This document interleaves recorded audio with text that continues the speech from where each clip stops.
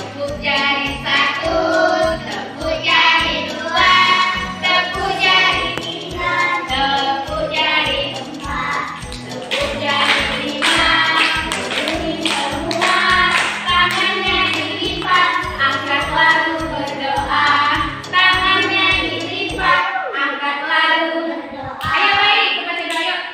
Sekarang kita baca doa sayangnya. Tepuk tangannya yang bernama Islam, yang bernama Kristen dilipat tangannya, tundukkan kepalanya. Doa mau belajar. Ya Tuhanku, tambahkan dan bertinggilah kecerdasanku, ilmu yang berguna bagi agama nusa dan bangsa. Amin. Ya. Di pagi hari 1, 2, 3. Di pagi hari ku sekolah di antara mama papaku. Senang hatiku, riang gembira. Di sekolah banyak temannya. Bermain, belajar bersama. Di taman kanak banyak teman-teman. Bermain, belajar bersama dengan teman-teman sebaya. Dengan teman-teman sebaya. Iya, apa kabarnya hari ini anak ibu semuanya? Coba mana tepuk semangatnya? Tepuk semangat.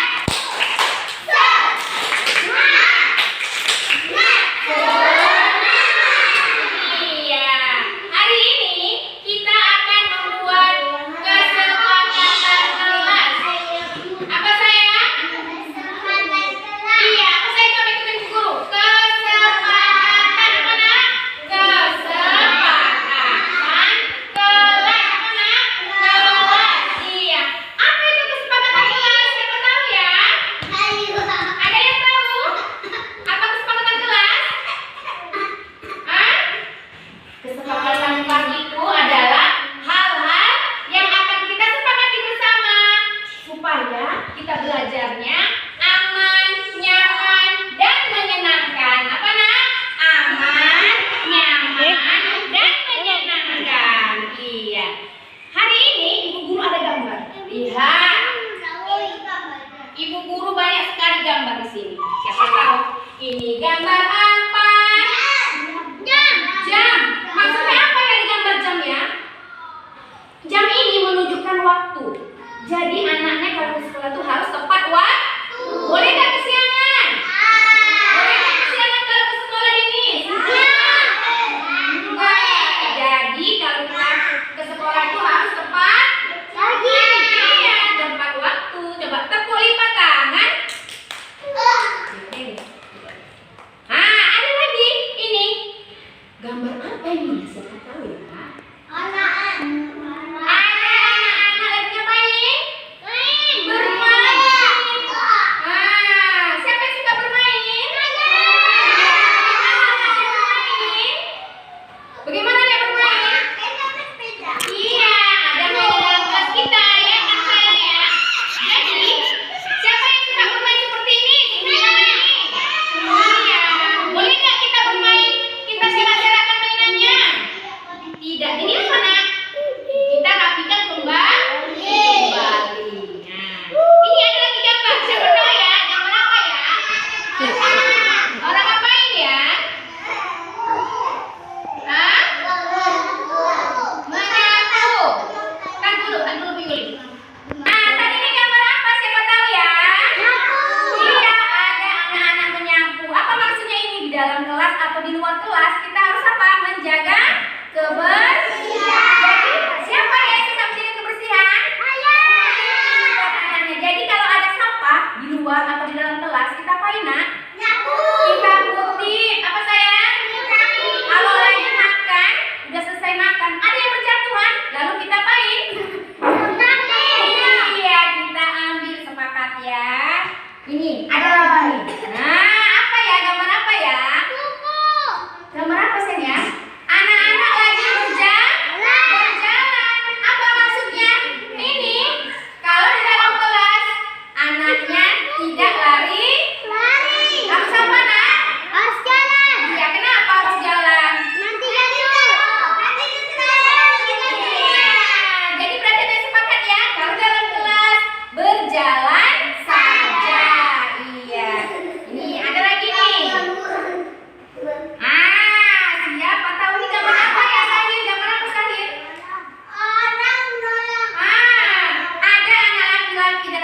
perempuan. Ditolongnya dia jatuh. Ini apa?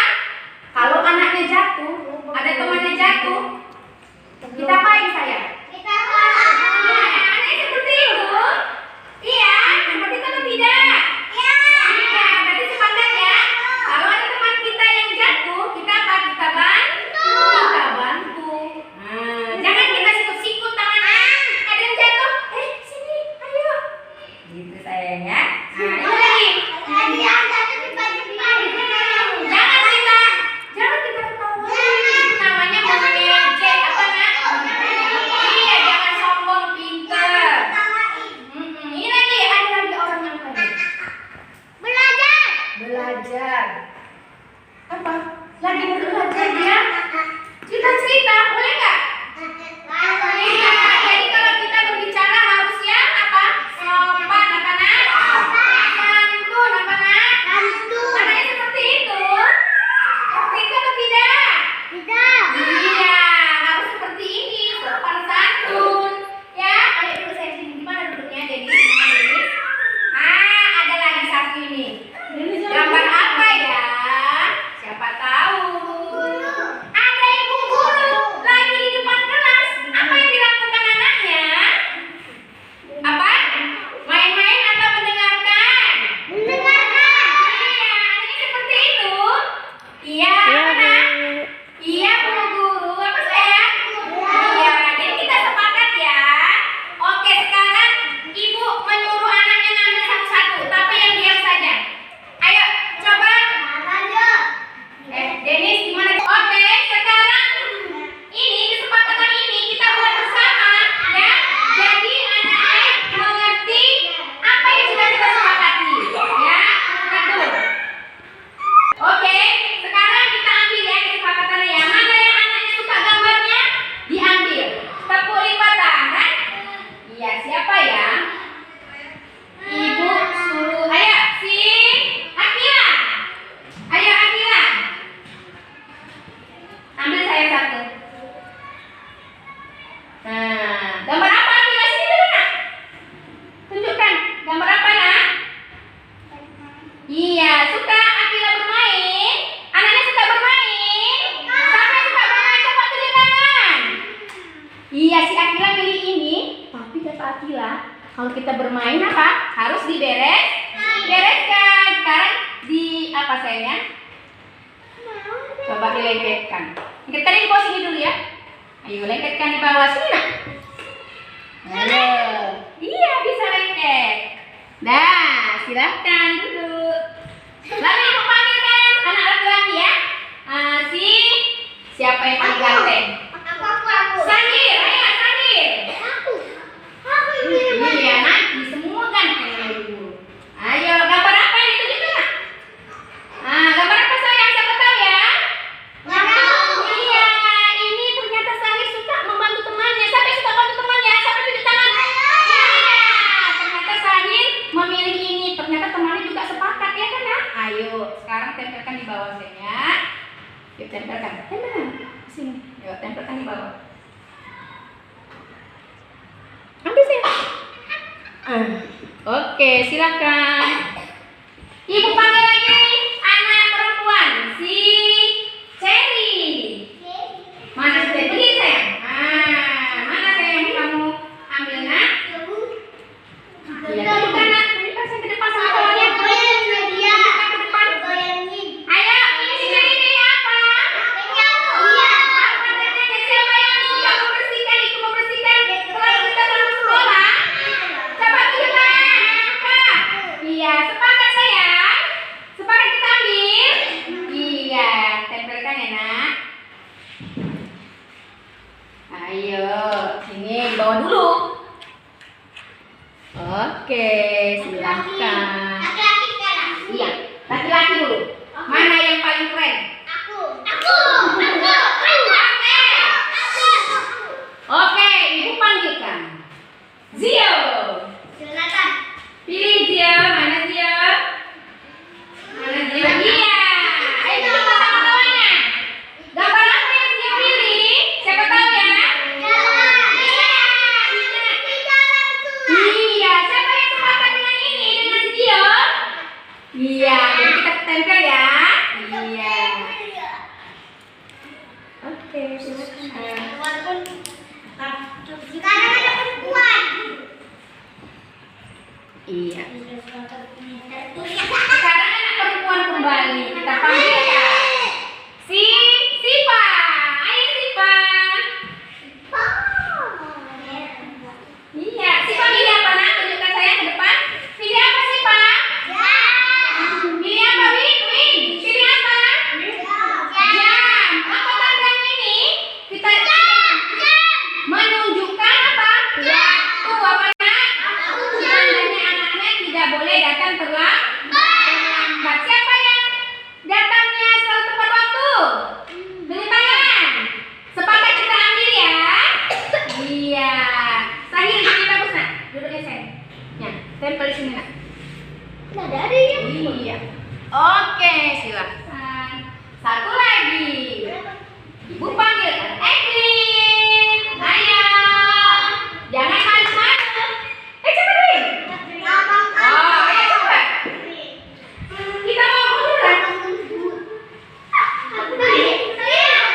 Ya, udah. Gio. Ayo Gio, nggak mau ini.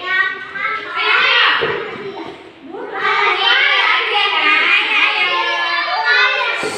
Ayo. Apa ini yang diambil gambarnya sama si Gio? Gambar apa? Menolong ibu. Ada gambar ibu. Guru. Itu artinya apa? Kita harus mendengarkan ibu. Karena siapa namanya di sekolah? Ibu guru. Siapa sepakat dengan si Gio? Iya. Silakan di sini. Nah, iya. Oke. Sekarang ibu bacakan ya. Lomba duduk yang rapi. Ibu bacakan sayangnya. Ini yang pertama. Masih ada lagi sisanya 3 tapi tidak dipilih. Ya? Gak apa-apa, nggak dipilih. Kita sepakati yang ini saja ya. Ini mendengarkan guru di depan kelas. Setuju tidak? Setuju. Apa? Setuju Bu Guru. Apa ya? Setuju Bu. Iya, yang kedua, merapikan kembali alat bermain ke tempat semula. Siapa yang setuju? Iya.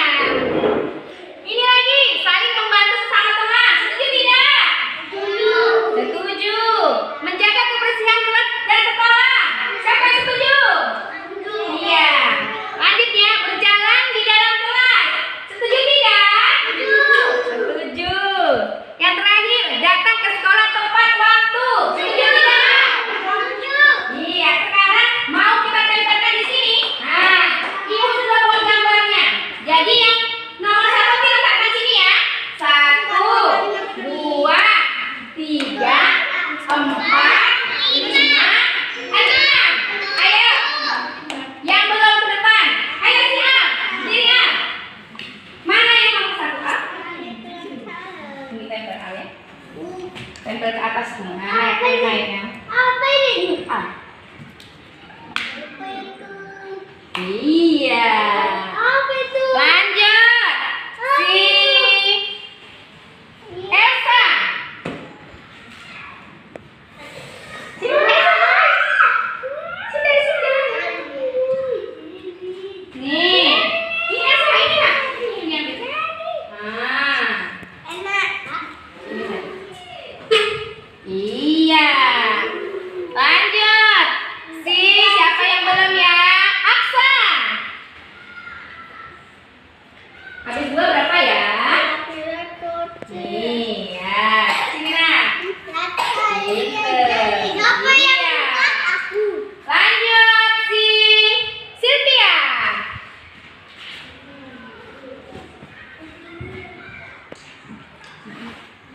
Iya. Lanjut si siapa ya yang paling tertib ya? Aka. Semua dapat giliran. Gila kan? Iya sini. Oke, selanjutnya siapa yang belum? Cherry. Ayo Cherry. Belum 2 kali. Aku belum mau. Nih, Nek. Aku belum mau juga. Nek.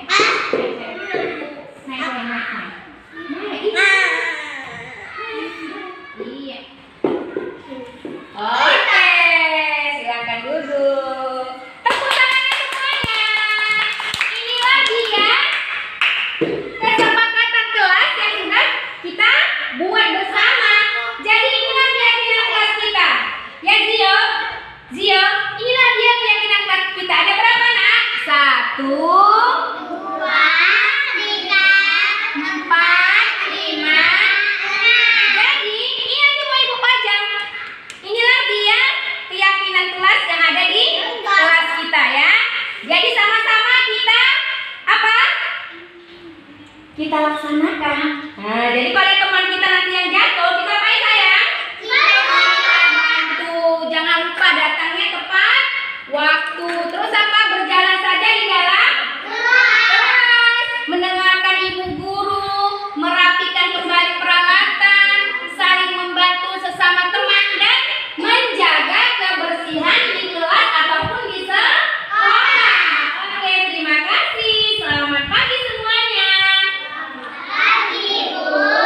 Iya. Oke.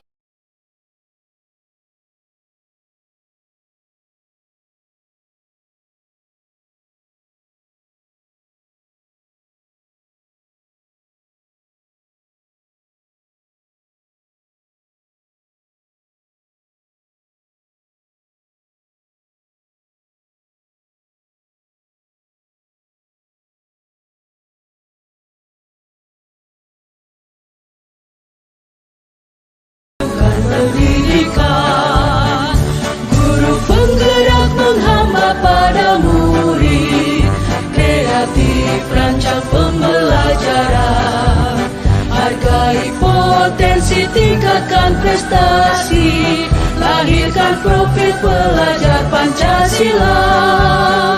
Belajar, bergerak, berbagi untuk negeri, kita menjalin kolaborasi. Belajar, bergerak, berbagi untuk negeri, demi bakti pada Ibu Pertiwi.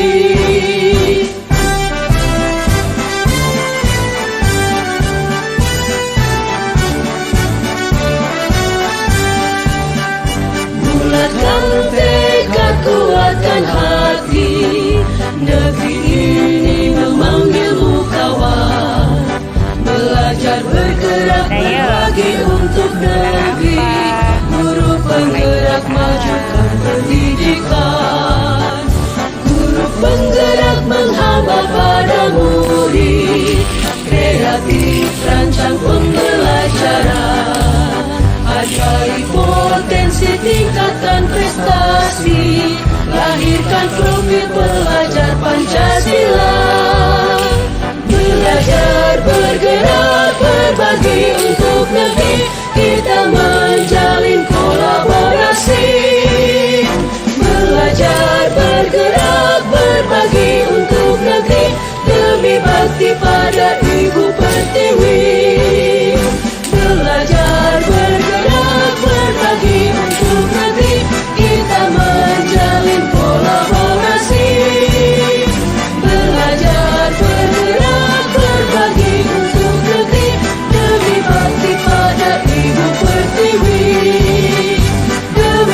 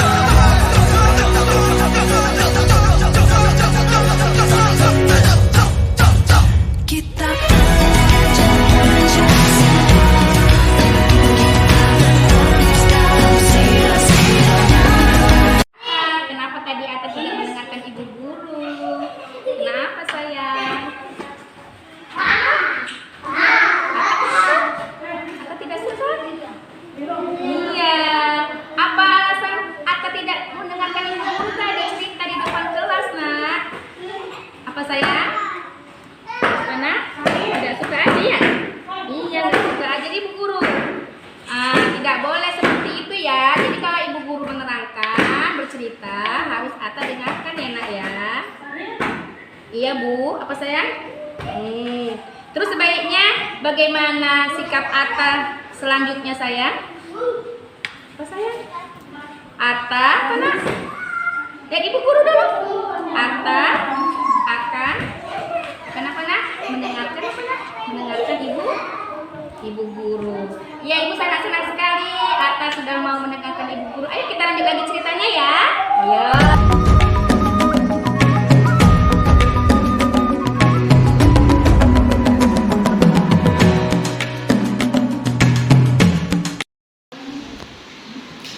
Assalamualaikum warahmatullahi wabarakatuh.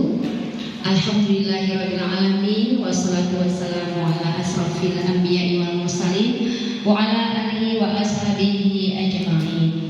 Puji syukur kita panjatkan kehadiran Allah Subhanahu wa taala yang mana pada hari ini kita masih diberikannya kesehatan dan keluangan waktu sehingga kita dapat berkumpul di kelas saya.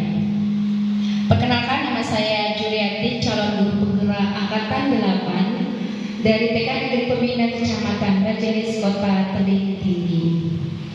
Terima kasih sebelumnya kepada ibu-ibu guru, rekan-rekan sejawat yang telah menyempatkan waktu untuk dapat hadir di kelas saya. Dalam kesempatan ini kita akan membahas tentang budaya positif. Di sini saya akan menyebarkan pemahaman dan penerapan pengalaman budaya positif yang ada di sekolah kita.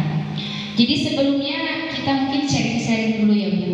Kira-kira menurut Ibu apa itu budaya positif? Pernah dengar nggak? Apa itu budaya positif? Coba Bu share dulu. Apa itu budaya positif?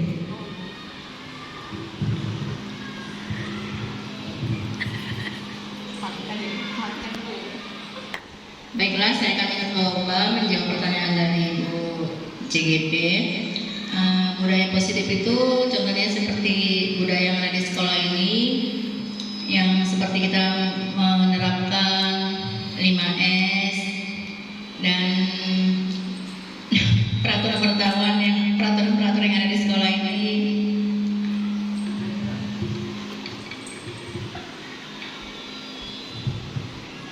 Terima kasih kepada Bu Sia. Coba ada masukan lagi, Bu Rani. Apa itu menurut Bu Rani itu? Apa sih budaya positif itu? Gitu. Ada nggak di sekolah kita? Budaya positif itu misalnya contohnya mengajari anak-anak mencuci tangan sebelum makan, itu terus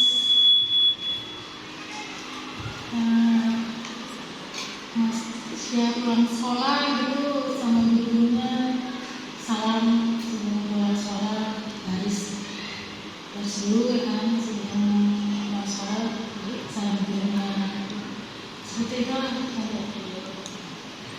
Terima kasih kepada Bu Rani. Kalau menurut Bu Dewi, apa sih itu budaya positif? Sudah ada nggak di sekolah kita? Kira-kira seperti apa? Alhamdulillah sudah diterapkan di sekolah kami.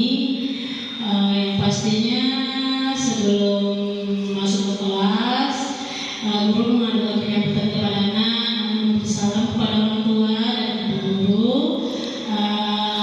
Anak mengaji Iqra bagi anak beragama Islam. Terus anak berbaris di halaman, mengikuti kegiatan senam.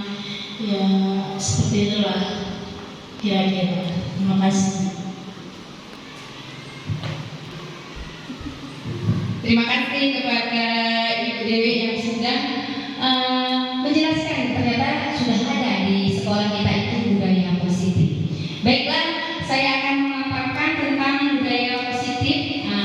Ternyata konsep inti budaya positif itu ada 8. Di sini yang pertama perubahan paradigma belajar, motivasi perilaku manusia, disiplin positif posisi kontrol guru, nilai-nilai kebajikan, nilai-nilai kebajikan, keyakinan kelas, kebutuhan dasar manusia, dan segitiga restitusi. Yang pertama itu pembelajaran dengan paradigma baru. Nah, sebenarnya ini sudah tidak baru lagi kalau kita di TK. Kenapa? Karena prinsip yang digunakan di sini adalah pembelajaran berdiferensiasi. Nah, pasti kita sudah mengenali apa itu pembelajaran berdiferensiasi, sehingga peserta didik belajar sesuai kebutuhannya berdasarkan tahap perkembangan sesuai teori psikologi modern untuk mewujudkan profil pelajar Pancasila.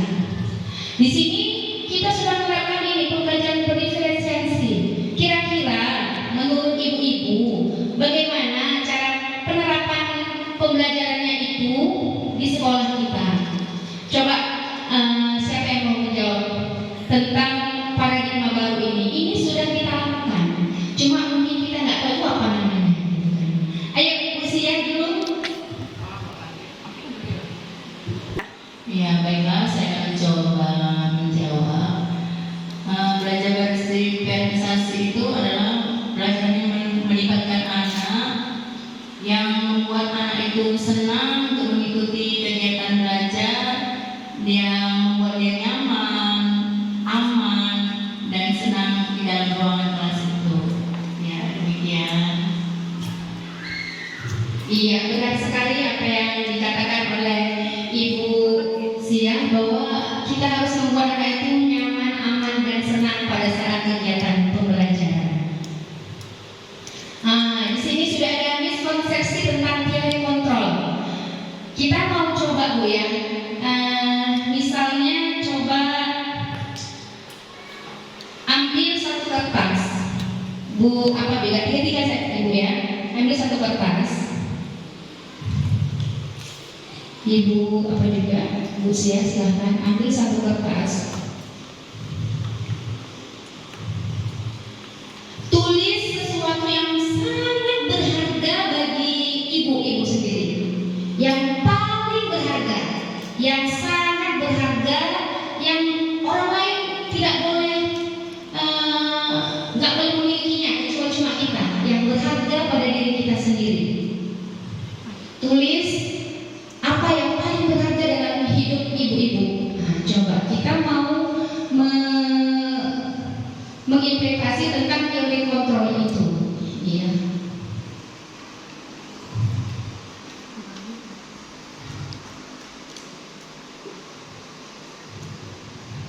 Boleh apa saja, barang berharga, keluarga, atau kekayaan, apa saja boleh.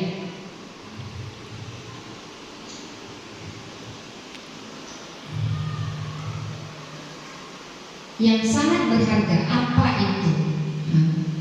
Satu saja.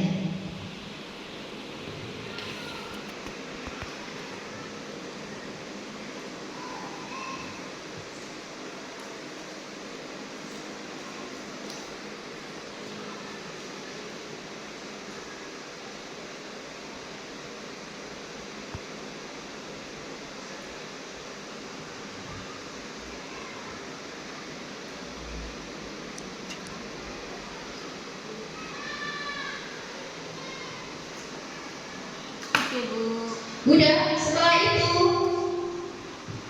genggamlah kertas itu tadi. Nah, coba Ibu saya dulu, apa ada yang paling berharga dalam hidup itu? Anak. Kalau Ibu Saya keluarga, yaitu suami dan anak saya. sudah? Ibu? Anak. Lalu kita genggamlah dengan sangat kuat. Lalu tiba-tiba sebelah ibu ini mau mengambilnya. Coba ibu ambil dulu punya Ibu Dewi. Kira-kira dikasihnya enggak? Pakai merayu dikasihnya enggak? Aku mau punya minta dong. Nggak mau. Kenapa Bu Dewi enggak mau mengasihkan barang berharga itu? Kenapa? Karena saya sangat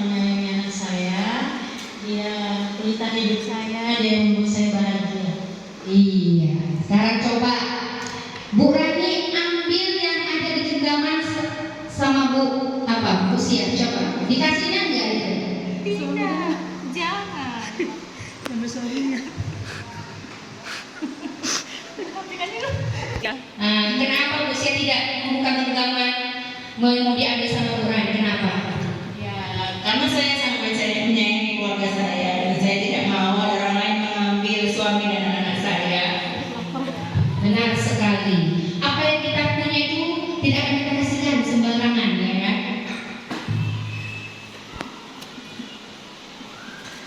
Selanjutnya Bu Rani, coba Bu Rani, genggam yang kuat. Boleh tidak Bu Sia mengambil punya Bu Rani? Ayo. Ayo. Kenapa Bu Rani tidak mau memberikan apa yang paling berharga buat Bu Rani? Kenapa?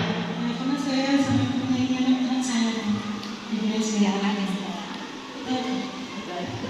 Terima kasih kepada ibu-ibu semuanya. Itulah tadi miskonsepsi tentang teori kontrol, bahwa yang dapat mengontrol diri kita itu siapa, ibu-ibu?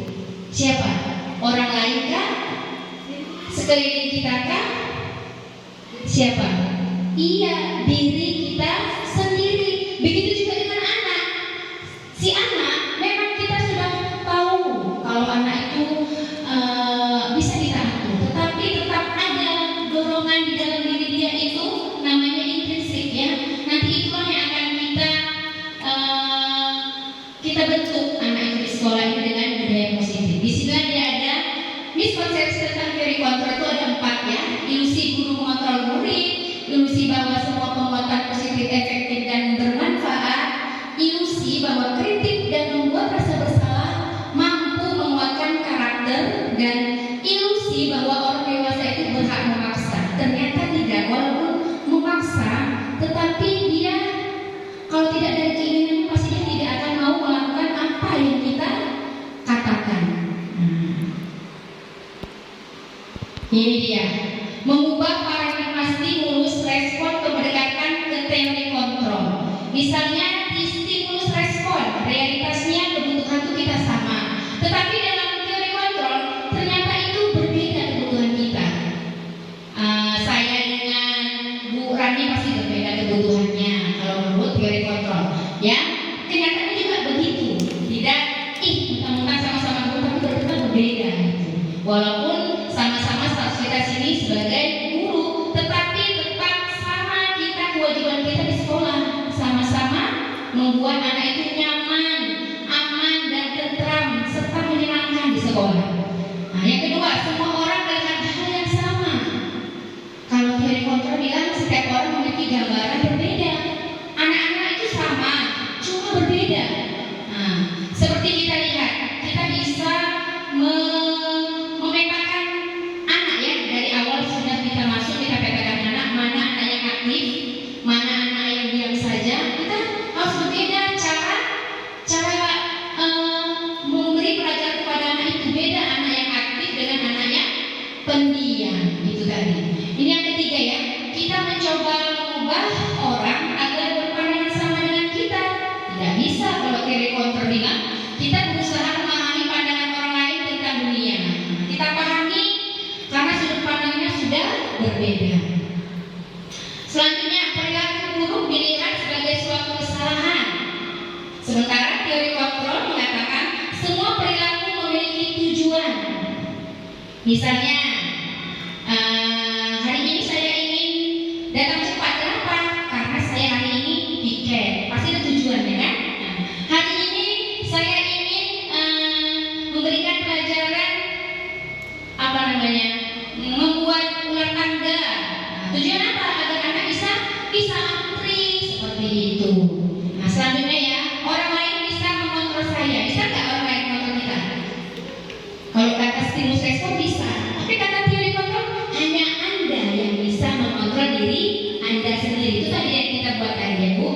Nah, saya bisa mengontrol orang lain. Tidak, kata teori kontrol, Anda tidak bisa mengontrol orang lain. Yang bisa kita memahami orang bisa kita, tapi mengontrol orang, menyuruh orang seperti ini tidak bisa. Nah, selanjutnya, ya, pemaksaan ada pada saat bujukan gagal. Sementara teori kontrol bilang menciptakan pilihan-pilihan baru. Model berpikir menang atau kalah, sedangkan teori kontrol bilang model berpikir pasti menang itu memang katanya ya. Itu dia tadi yang telah kita lakukan tadi ya. Selanjutnya disiplin positif. Ini tadi sudah kita nyatakan disiplin positif itu berasal dari kata disiplina yang artinya belajar. Ini disiplin ini mengacu pada disiplin diri yang memiliki tanggung jawab terhadap apa yang dilakukannya berdasarkan nilai-nilai yang dilakukan, yang diyakini.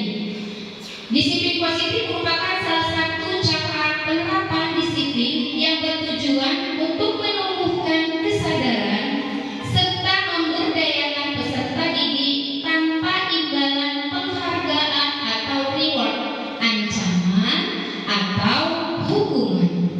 Jadi sebagai pendidik, tujuan kita adalah menciptakan peserta didik yang memiliki disiplin diri sehingga mereka berperilaku mengacu kepada nilai-nilai kebajikan universal dan memiliki motivasi intrinsik dalam perubahan perilaku ke arah yang lebih baik.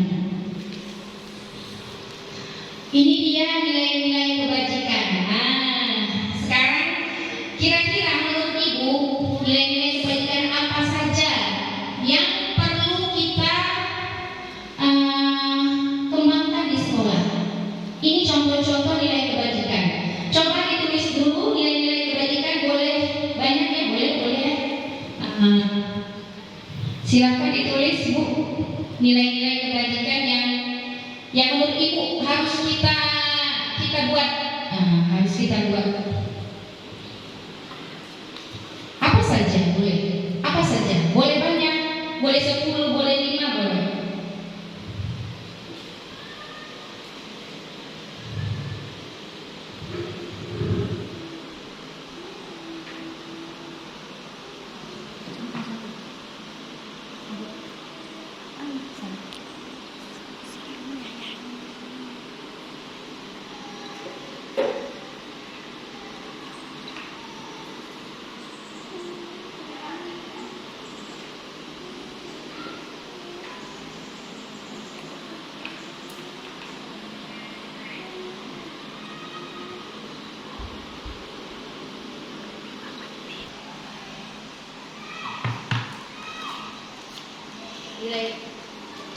Nilai-nilai kebajikan apa saja? Misalnya yaitu penyayang, percaya diri, atau nilai kebajikan.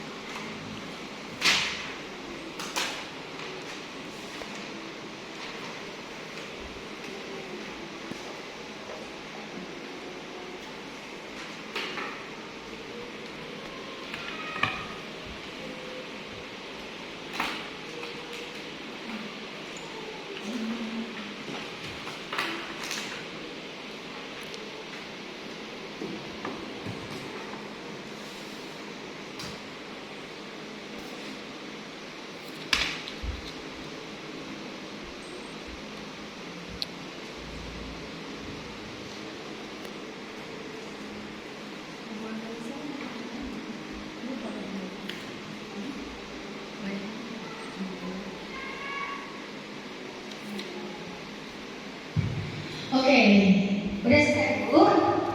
Oke, sekarang tempelkan. Silakan Bu. Rani tempelkan di sini Bu.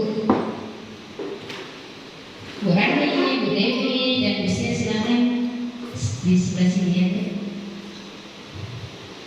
Tunggu dulu, bacakan dulu Bu apa Bu Sia. Di sini. Sini dulu Ibu berdiri dulu sini. Ya, satu lagi Bu apa Bu Dewi silakan.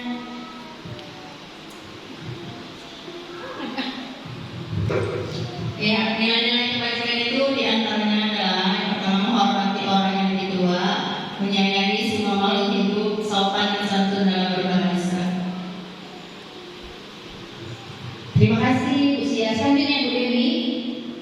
Nilai-nilai kebajikan menurut saya menolong sesama teman, gotong royong, senyum, sahabat salam, sopan santun, memberi dan disiplin. Nilai-nilai kebajikan menurut saya saling menghargai sama teman, saling menghormati yang lebih tua, saling menyayangi sama teman, saling memberi, dan juga kalau tidak berjanji tidak menepati. Terima kasih kepada ibu-ibu guru. Nah, tadi menurut ibu guru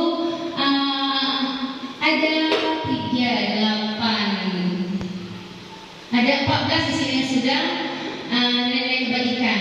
Di antaranya itu menghormati orang yang lebih tua, menyayangi semua makhluk hidup, sopan dan santun dalam bahasa. Selanjutnya menolong sesama teman, gotong royong, senyum, sapa dan salam, sopan santun, suka memberi dan disiplin. Selanjutnya saling menghargai, saling menghormati, saling menyayangi, saling memberi bila berjanji menepatinya. Nah, ini dia menurut ibu guru. Sementara di sini sudah ada nilai yang disepakati bersama. Ini tidak terlepas dari suku bangsa, agama, bahasa maupun latar belakangnya. Ini saya ambil 3 ya, contoh nilai kebajikan yang ada di institusi atau organisasi yang ada pada profil pelajar Pancasila, yaitu beriman dan bertakwa kepada Tuhan Yang Maha Esa dan berakhlak mulia, berkebinekaan global, gotong royong, mandiri, kreatif dan bernalar kritis. Selanjutnya dari Ibu Primary Program atau PPP, yaitu mencakup toleransi,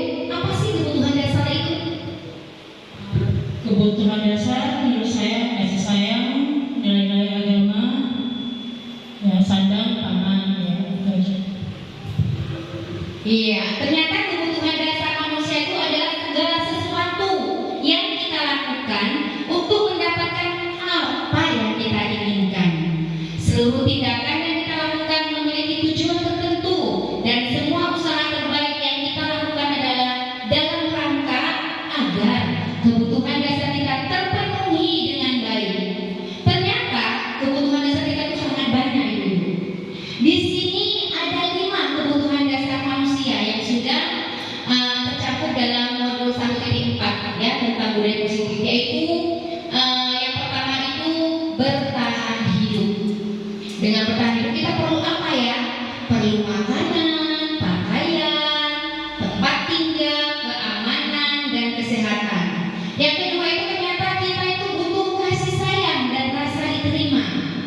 Ini mencakup ini rasa diterima itu diperdulikan, kita berbagi seperti ini, kita berbagi, kerjasama, menjadi bagian dari dalam kelompok seperti kita di TK Negeri Pembinaan Kecamatan Bojongis.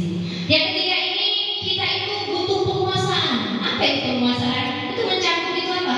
Harga diri, keinginan untuk dianggap, memimpin, berprestasi, diakui dan kita maunya didengar. Jangan mendengarkan saja. Selanjutnya itu ternyata kita itu butuh kebebasan. Ini mencakup kita itu bebas untuk mandiri, memiliki pilihan, mencoba hal baru, mampu mengendalikan arah dirinya. Dan yang kelima itu ternyata kita itu butuh kesenangan, ya. Kesenangan ini mencakup bermain, kita mau ketawa tinggi ya, atau humor, terus antusiasme dan tertawa. Di sini ada kita lanjut ke motivasi perilaku manusia.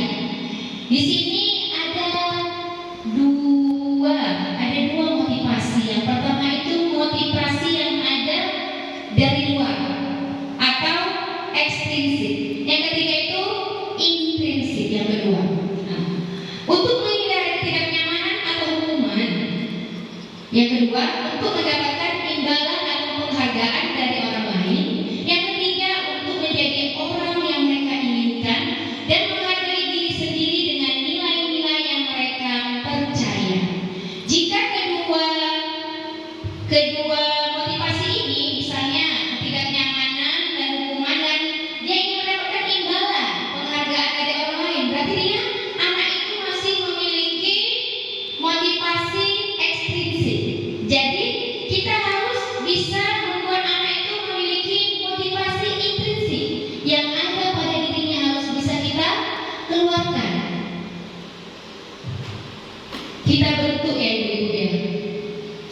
Di sini sudah ada hukuman, konsekuensi, dan restitusi. Di sini kalau hukuman itu biasanya itu tidak terencana, tiba-tiba, ya. Murid tidak tahu apa yang akan terjadi atau tidak dilibatkan kalau kita memberikan hukuman. Lalu bersifat satu arah. Lalu berubah hukuman fisik atau psikis. Lalu konsekuensi apa itu ya? Itu terencana atau disepakati sesuai dengan peraturan. Murid tetap dibuat tidak nyaman kalau ada konsekuensi itu ya. Sikap guru selalu memonitor murid.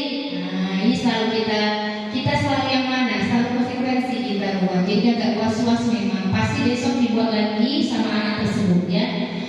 Yang ketiga ini ada restitusi. Inilah dia yang akan kita lakukan ibu-ibu ya. Proses menciptakan kondisi bagi murid untuk memperbaiki kesalahan. Proses kolaboratif yang mengajarkan murid untuk mencari solusinya sendiri.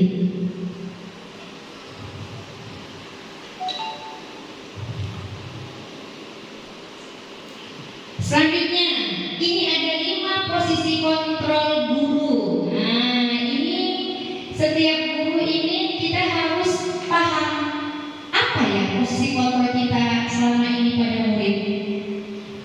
Kira-kira sebelum kita masuk kemari, menurut ibu-ibu, kita kalau di kelas itu sebagai apa? Coba Bu Dewi melihat ini, pernah nggak?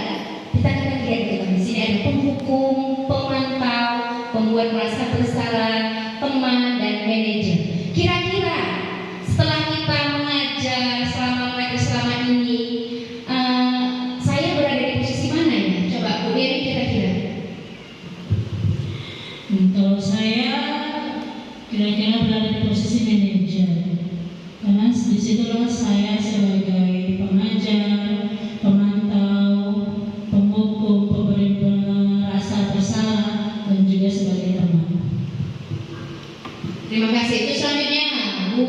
usia.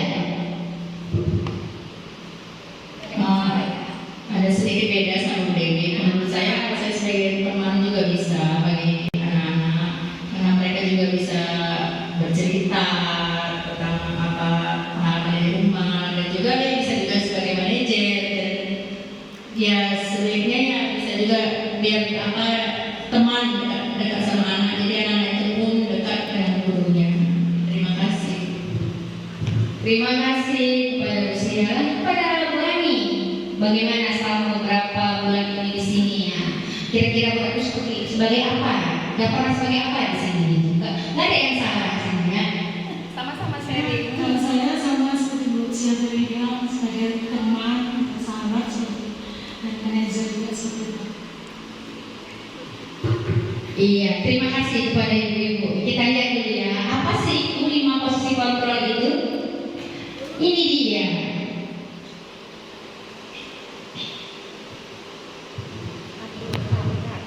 Ya. Iya, guru sebagai penghukum, seorang penghukum bisa menggunakan hukuman fisik maupun verbal. Orang-orang yang menjalankan posisi penghukum senantiasa mengatakan bahwa sekolah memerlukan sistem atau alat yang dapat lebih menekan murid-murid lebih dalam lagi. Guru-guru yang menerapkan posisi penghukum akan berkata seperti ini: patuhi peraturan saya, atau awas, kamu selalu saja salah. Selalu, pasti selalu yang terakhir selesai kamu, malah sekali kamu. Seperti itu ya. Guru seperti ini senantiasa percaya hanya ada satu cara agar pembelajaran itu bisa berhasil, yaitu ikuti cara ibu guru itu. Itu dia sebagai penghukum di sini. Bukan berarti kita kamu saya hukum yang tidak. Dia apa menjudge gitu langsung gitu ya. Sebagai pembuat merasa bersalah, pada posisi ini biasanya guru akan bersikap bersuara lembut. Ini biasanya pembuat rasa bersalah akan menggunakan keheningan yang membuat orang lain merasa tidak nyaman, bersalah atau rendah diri. Kata-kata yang keluar dengan lembut akan seperti ini, misalnya ya, ibu sangat kecewa sekali dengan kamu. Gimana coba kalau orang tua kamu tahu kamu berbuat begini? Itu salah satu dari pembuat berkata apa? Merasa bersalah kepada anak ibu. Apa yang dilakukan anak kita membuat anak itu tersudut gitu. Yang ketiga itu sebagai teman. Guru pada posisi ini akan sebenarnya bagi kita teman itu bahagia, tapi kalau di sini menyakiti murid. Namun akan tetapi berupaya mengontrol murid melalui persuasi. Posisi teman pada guru bisa negatif atau positif. Positif di sini berupa hubungan baik ya, hubungan baik yang terjadi antara guru dan murid.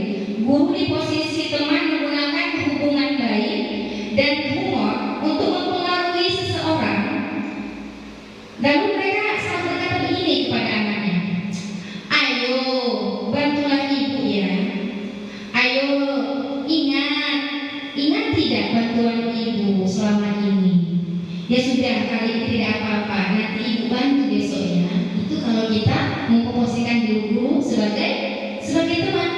Hal negatif teman adalah di sini bila suatu saat guru tersebut tidak membantu murid, maka anak itu akan kecewa dan berkata begini: saya pikir ibu teman saya, kenapa ibu tidak membantu saya? Dia merasa harus dibantu terus begitu. Jadi murid merasa dikecewakan dan tidak mau lagi berusaha. Hal lain yang mungkin timbul adalah murid hanya akan bertindak untuk guru tertentu dan tidak untuk guru lainnya. Murid akan tergantung pada guru tersebut. Itu dia hal negatifnya ya kalau kita sebagai teman. Sedangkan sebagai pemantau, ini kita memantau pada saat kita mengawasi, kita bertanggung jawab atas perilaku orang-orang yang kita awasi. Posisi pemantau berdasarkan pada peraturan-peraturan dan konsekuensi. Dengan menggunakan sanksi atau konsekuensi, kita dapat memisahkan hubungan pribadi kita dengan murid. Sebagai seorang yang menjalankan posisi pemantau, pertama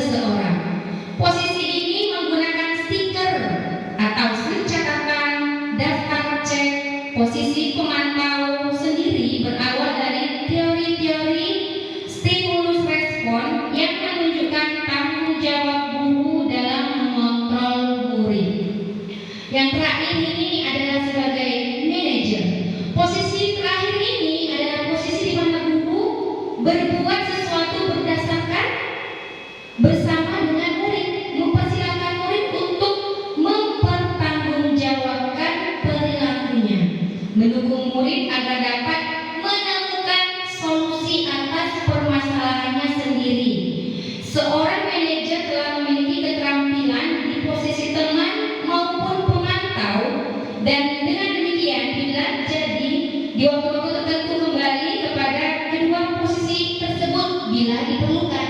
Jadi kita bisa jadi pemantau dan teman bagi anak. Bila kita tidak bisa jadi manajer, itu tadi maksudnya di sini. Di manajer, murid diajar untuk menganalisis kebutuhan dirinya maupun kebutuhan orang lain.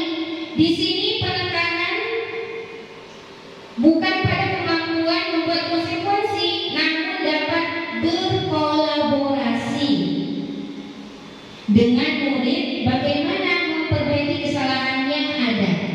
Seorang manajer akan berkata seperti ini. Dia kalau jadi manajer udah dari posisi manajer ya. Apa yang kita yakini kembali ke keyakinan kelas kita tadi.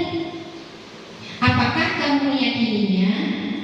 Jika kamu meyakininya, apakah kamu bersedia memperbaikinya? Jika kamu memperbaiki ini, hal ini menunjukkan apa tentang dirimu, apa rencana kamu untuk memperbaiki ini. Jadi tugas manajer ini bukan untuk mengatur, bukan ngatur-ngatur. Kamu di sini, kamu cantik tidak? Ternyata manajer ini membimbing murid untuk dapat mengatur dirinya sendiri. Seorang manajer bukan memisahkan murid dari kelompoknya, tapi mengembalikan murid tersebut ke kelompoknya dengan baik dan kuat.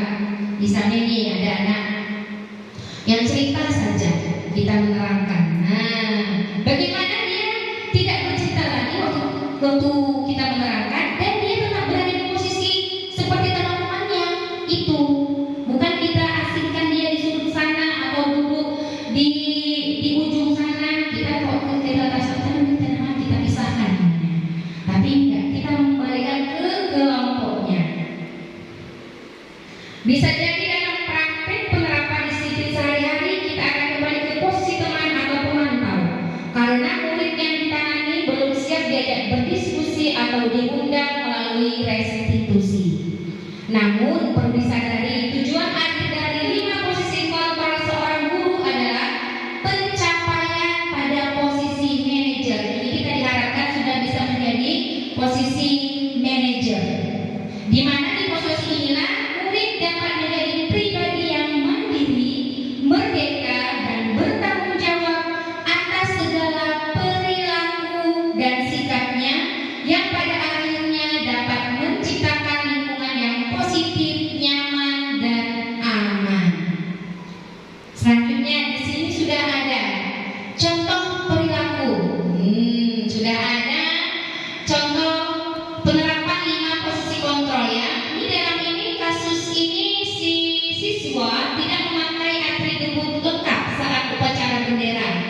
Ini penerapan yang pertama ya. Karena sudah terhukum disuruh apa? Hormat pada bendera selama 1 jam. Itu kita menghukum tuh, bisa kena hukuman anak SMP biasanya. Lalu membuat rasa bersalah. Ini gurunya bilang gini, berapa kali sudah ibu harus memberitahu kamu? Kamu selalu saja mengecewakan ibu. Itu namanya membuat rasa bersalah. Lalu sebagai teman, ibu gurunya bilang begini, ayo dong ikuti aturan sekolah, tolong bantu ibu, bapak yang sekali ini ya sudah tidak apa-apa, lain kali jangan sampai seperti ini lagi ya. Itu sebagai teman. Lalu sebagai pemantau, kamu sudah melanggar peraturan sekolah, kamu tahu konsekuensinya. Setelah upacara, kamu beli atributnya ke koperasi dan jangan diulangi. Sebagai manajer, nah ini dia. Apakah kamu tahu kesalahanmu? Kira-kira bagaimana kamu memperbaiki kesalahanmu? Itu dia. Jadi kalau anak ada masalah, kita harus menempatkan sebaiknya kita dalam posisi sebagai manajer agar anak itu dapat mengatur dirinya sendiri. Jadi bukan kita yang ngatur. Ya. Itu yang pertama. Pada yang kedua di sini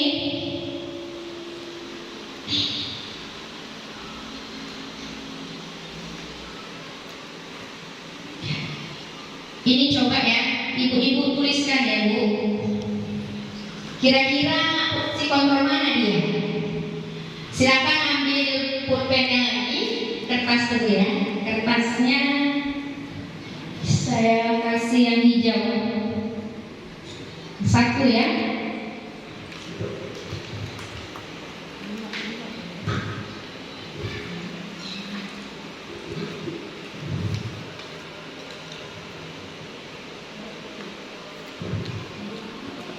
Oke, yang pertama nih ya, saya kecewa sekali dengan kamu. Kira-kira itu gurunya sebagai apa di antara posisi kontrol tadi? Saya kecewa sekali dengan kamu. Nah, tulis.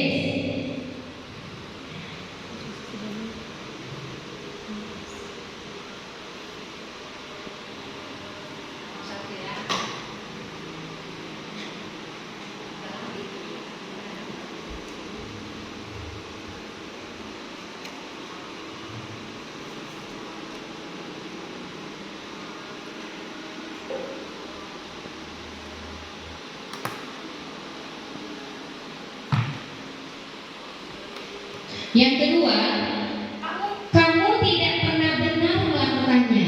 Kira-kira posisi kontrol mana itu? Di antara yang 5 ini, kamu tidak pernah benar melakukannya.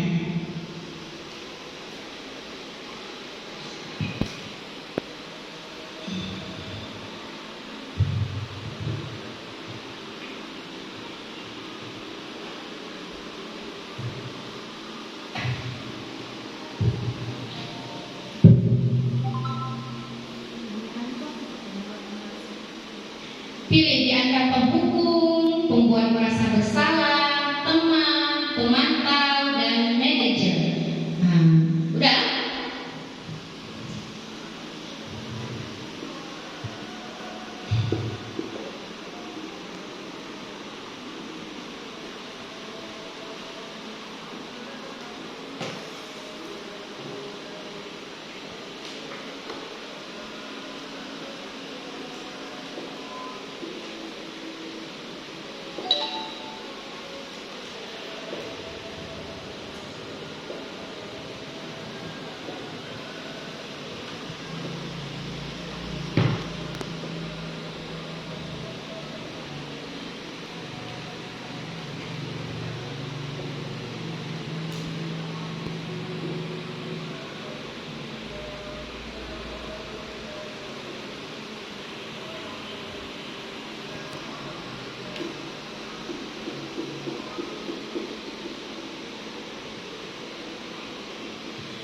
Udah Bu, kita lanjutkan yang ketiga ya.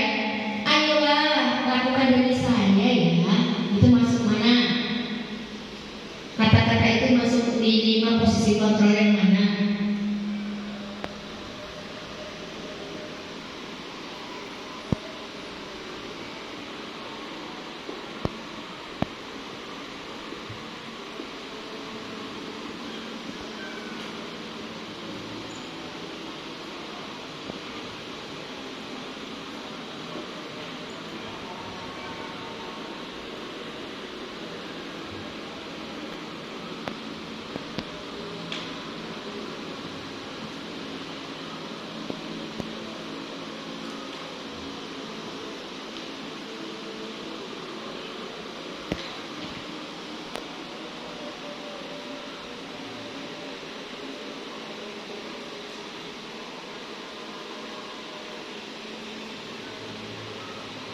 Ini ya Bu, bagaimana kamu bisa menyelesaikan masalah ini? Nah, itu kira-kira masuk di mana Bu? Masuk di penghukum, membuat merasa bersalah, teman, pemantau atau manajer?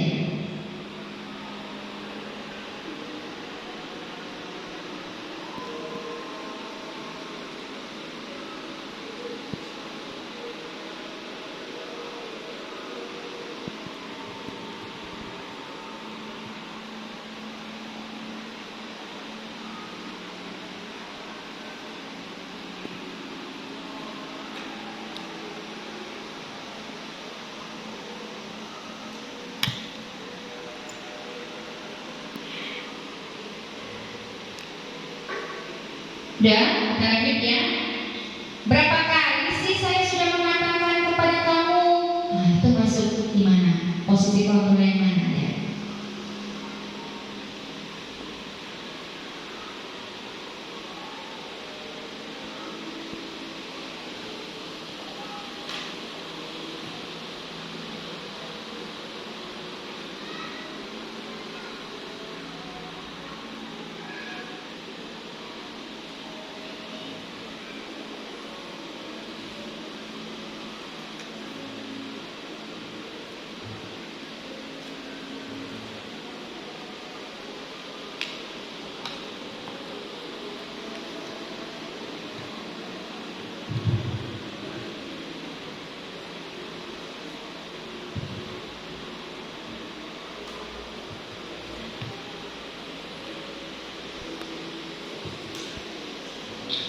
terakhir, apa rencanamu untuk menyelesaikan ini? Masuk mana itu?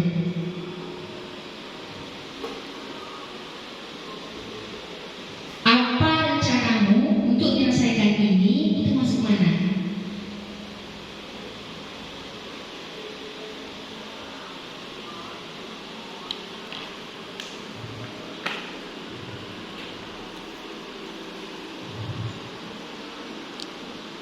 Yang sudah selesai silahkan di flip note-nya silahkan dirampas sebelah sini Bu, sebelah sini yang kedua ya. Semangat Bu Sian, terima kasih Bu Sian, terima kasih Bu Rani, iya terima kasih Bu Dewi. Iya di sini sudah ada Oki sebagai manajer, pembuat merasa bersalah, teman, penghukum, pemantau, teman. Ini yang kedua pembuat merasa bersalah, pemantau, manajer, pembuat merasa bersalah, manajer. Di sini pembuat merasa bersalah, penghukum, teman, manajer, pemantau, dan manajer. Dari 5 posisi kontrol ini kita diharapkan bahwa posisi kita itu kalau bisa dirubah seperti yang kita buat di sekolah. Jadi misalnya kita harus memposisikan diri sebagai manajer, kita juga di sekolah juga seperti itu, dapat membimbing, dapat mengatur diri kita sendiri. Ya, mengatur diri kita sendiri. Untuk apa? Untuk dapat berpikir lebih baik lagi.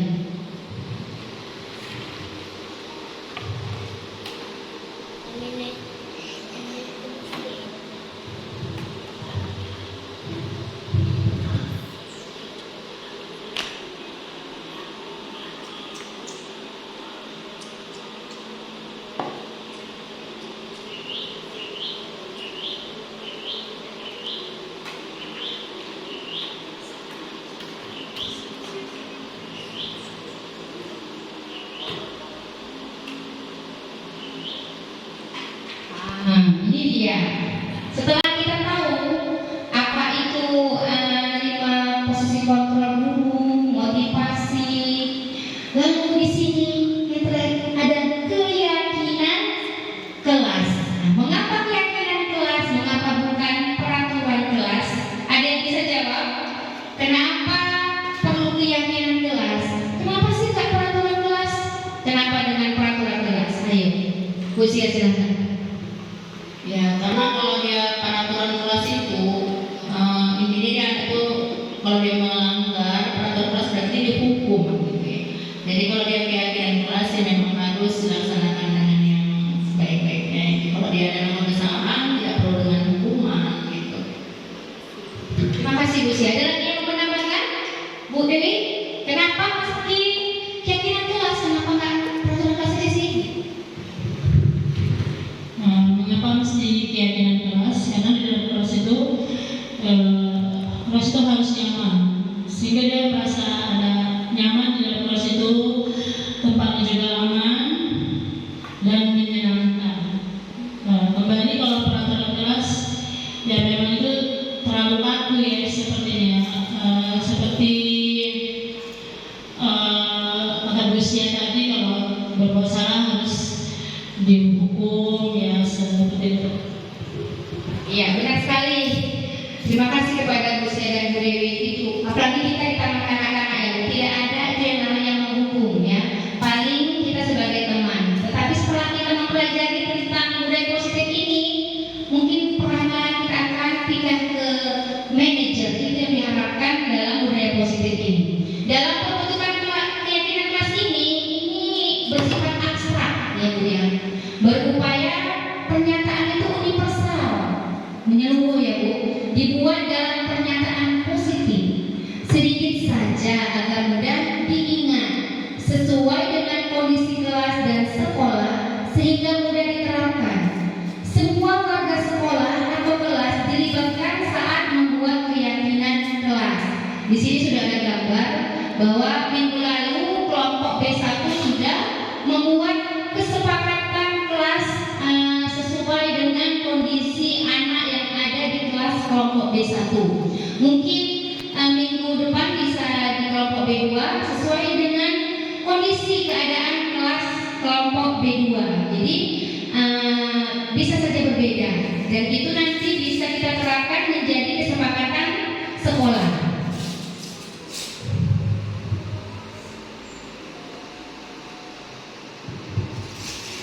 Nah, di sini yang terakhir adalah segitiga restitusi. Nah, segitiga ini merupakan suatu proses dialog yang dijalankan oleh guru agar dapat menghasilkan murid yang mandiri dan bertanggung jawab. Ini terdiri dari 3 ya Bu. Yang pertama, menstabilkan identitas, validasi tindakan yang salah, dan menanyakan keyakinan.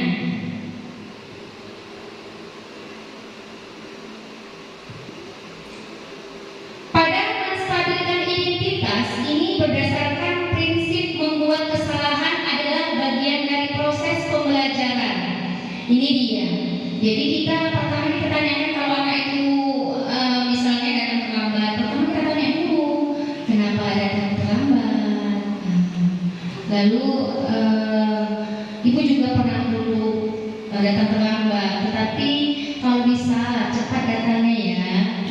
Kenapa tidak bisa cepat? Karena ini Bu. Oh, begitu juga. Seperti ini kata-kata yang ada di sini. Berbuat salah itu wajar. Tidak ada manusia yang sempurna. Ibu juga pernah melakukan itu.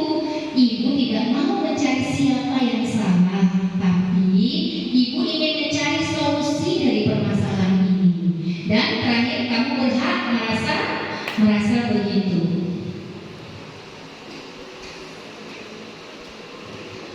Menanyakan keyakinan.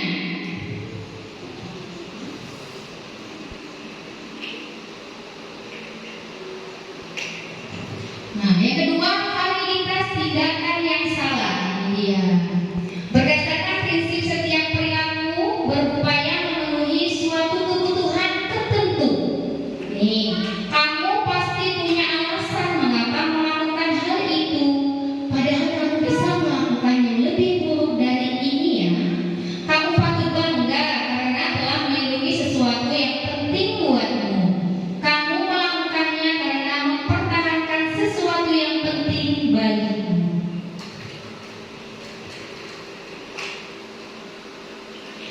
Yang terakhir, menanyakan keyakinan. Ini berdasarkan prinsip teori kontrol bahwa pada dasarnya kita termotivasi secara intrinsik. Apa keyakinan kelas kita? Nilai-nilai apa yang telah disepakati bersama? Seperti apa gambaran sebuah kelas yang ideal menurut kamu? Kamu ingin menjadi orang yang seperti apa? Seperti itu. Kita akan lihat di sini contoh penerapan segitiga restitusi yang telah saya buat di dalam kelas saya.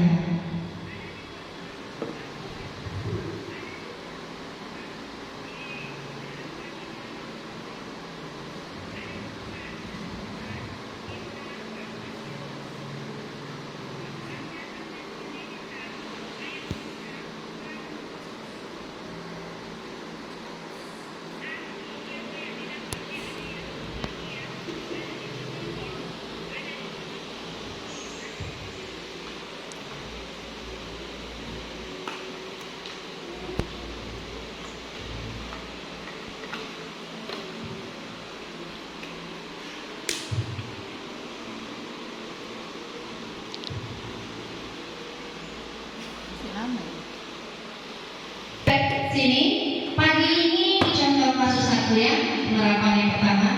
Pagi ini anak-anak sangat bersemangat ke sekolah karena anak-anak sudah tidak ada yang ditemani oleh orang tua. Ibu guru membuka kelas dengan mengawali berdoa bersama, bernyanyi dan menyapa anak satu persatu.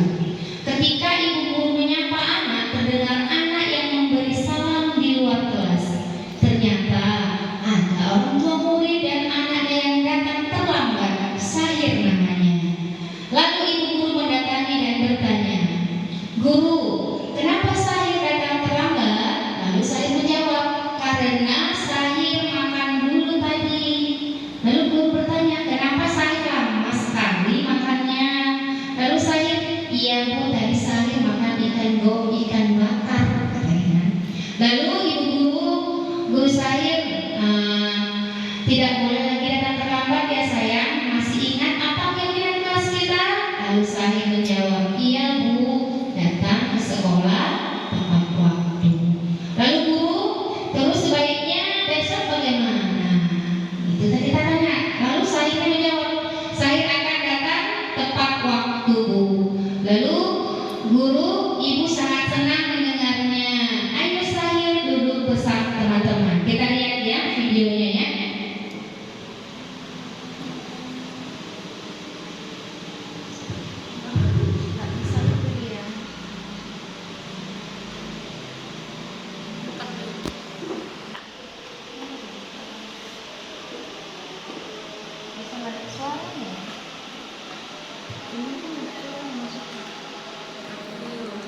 Satu ya Bu, penerapan yang pertama. Penerapan yang kedua, hari ini anak-anak mendengarkan cerita yang dibacakan dari buku cerita yang ada di pojok baca.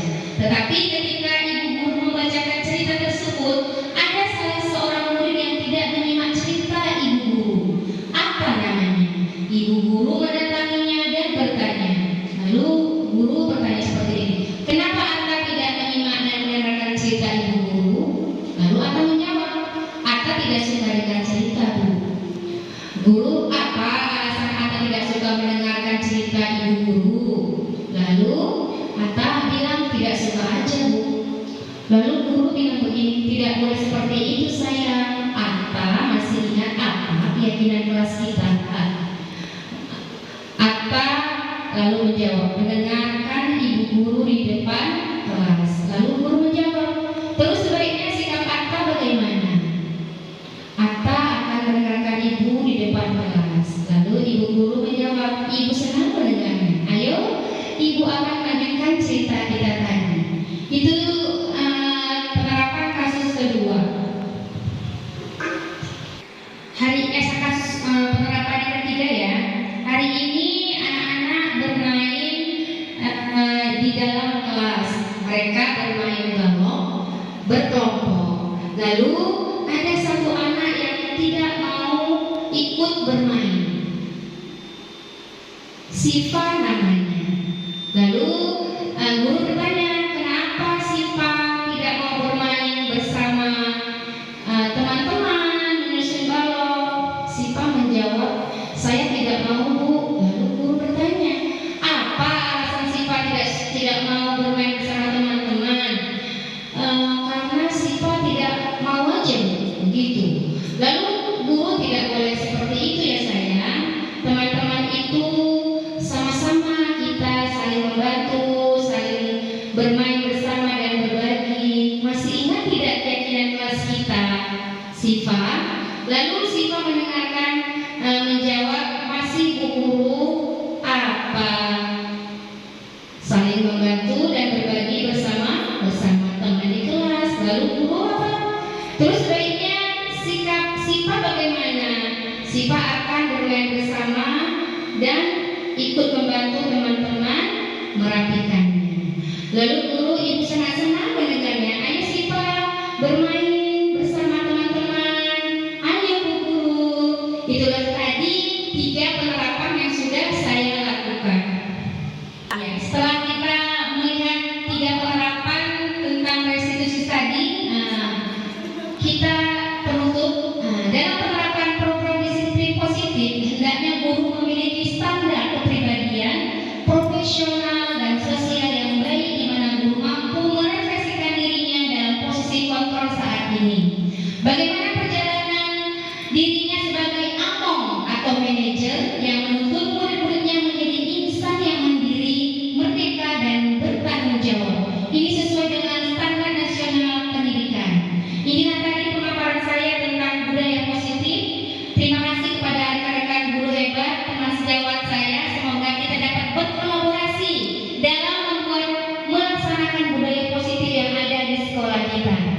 Sama-sama kita tergerak, bergerak dan menggerakkan. Wassalamualaikum warahmatullahi wabarakatuh.